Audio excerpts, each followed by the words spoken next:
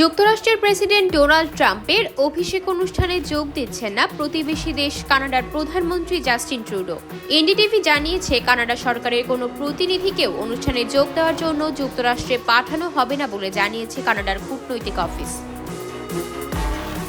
Donald Trump কানাডার পণ্য আমদানির উপর শুল্ক আরোপের যেই হুমকি দিয়েছেন, সেটি কিভাবে মোকাবেলা করা যায় তা নিয়ে প্রশাসনের কর্মকর্তাদের সঙ্গে আলোচনা করেছেন ট্রুডো। তবে আলবার্টার প্রিমিয়ার ড্যানিয়েল স্মিথ ট্রাম্পের অভিষেক অনুষ্ঠানে আমন্ত্রিত হয়েছেন এবং তিনি যোগ দেবেন বলে জানিয়েছেন। কয়েকদিন আগেই এক বৈঠকে জাস্টিন ট্রুডো সকল প্রিমিয়ারের সঙ্গে আলোচনা করে কিভাবে ট্রাম্পের পদক্ষেপের মোকাবেলা করা যায় তা নিয়ে আলোচনা করেন।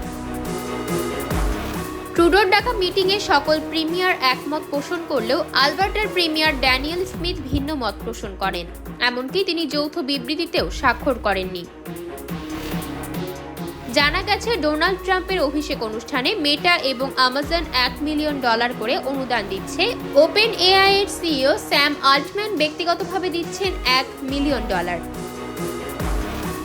অভিষেক অনুষ্ঠানে অতিথি হিসেবে ডোনাল্ড ট্রাম্পের পছন্দ অতি ডানপন্থী পপুলিস্ট নেতারা বেছে বেছে তিনি তেমন নেতাদেরই আমন্ত্রণ জানিয়েছেন। অনেক বছর পর প্রথমবারের মতো বিদেশি সরকার প্রধানরা মার্কিন প্রেসিডেন্টের অভিষেকে যোগ দিচ্ছেন।